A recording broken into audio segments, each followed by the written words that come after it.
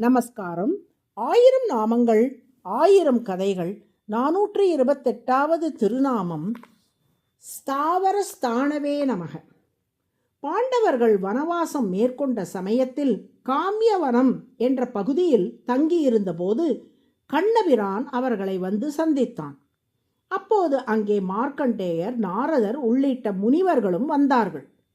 நாரதர் மார்க்கண்டேயரிடம் தர்மபுத்திரருக்கு நல்வார்த்தைகளை உபதேசித்து அருளுமாறு பிரார்த்திக்க, மார்க்கண்டேயரும் பல புண்ணிய கதைகளையும் நல் உபதேசங்களையும் தர்மபுத்திரருக்கு வழங்கினார். அவற்றையெல்லாம் கேட்டுக்கொண்டே வந்த தர்மபுத்திரர் மார்க்கண்டேயரை பார்த்து, முனிவரே, அடுத்து வர இருக்கும் கலியுகத்தின் நிலைமை எப்படி இருக்கும்? பொதுவாக கலிகாலம் என்றாலே தர்மம் சீர்குலைந்திருக்கும் என்று எல்லோரும் சொல்கிறார்களே. அவ்வாறு கலியுகத்தில் தர்மம் சீர்குலைந்தால் எப்போது அந்த நிலை சீரடையும்? மீண்டும் கிருத்தயுகம் எப்படி உண்டாகும்? அறநெறி மீண்டும் எவ்வாறு தழைத்தோங்கும்? உள்ளிட்ட கேள்விகளை கேட்டார். அதற்கு மார்க்கண்டேயர், தர்மம் என்னும் காளை கிருத்தயுகத்தில் 4 கால்களோடும், திரேதாயுகத்தில் 3 கால்களோடும், துவாபர யுகத்தில் 2 கால்களோடும், கலியுகத்தில் 1 காலோடும் இருக்கும். அதாவது அறநெறியின் அளவு அப்படி குறைந்திருக்கும் என்பது பொருள். கலியுகத்தில் மக்களின் ஆயுள், வீரியம், மனம், புத்தி, பலம், தேஜஸ் ஆகிய அனைத்தும் குறைந்திருக்கும்.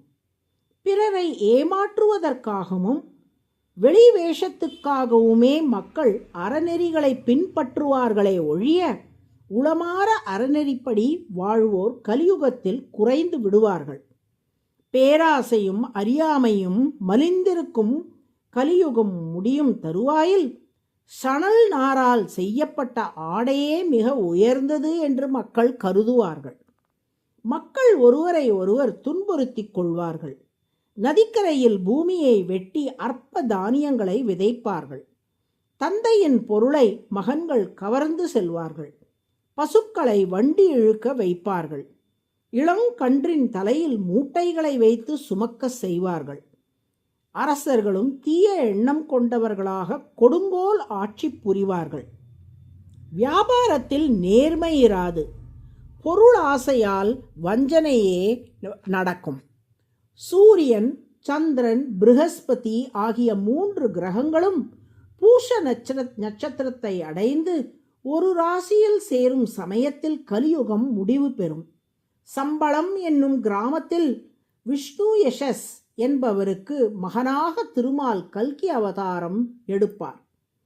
அவர் மனதினால் நினைத்தவுடன் எல்லா வாகனங்களும், ஆயுதங்களும், படை வீரர்களும், கவச்சங்களும் அவரை வந்து அடையும். குதிரை மேல் பயணித்து விஜயம் செய்து தீய சக்திகளை அழித்து நல்லோர்களை அவர் மகிழ்விப்பார். குழப்பமுற்று திரியும் மக்கள் யாவரும் அவரை தரிசித்து அவரது அருளால் தெளிவு பெறுவார்கள். ஒட்டுமொத்த தீய சக்திகளையும் அவர் அழித்தவாறே உலகில் மீண்டும் நல்லோர்களின் எண்ணிக்கை கூடி அறநெறி தழைத்து ஓங்கத் தொடங்கும். தீய சக்திகளை அழித்த பின் கல்கி பகவான் மிகப்பெரிய அஸ்வமேத வேள்வி ஒன்று செய்வார்.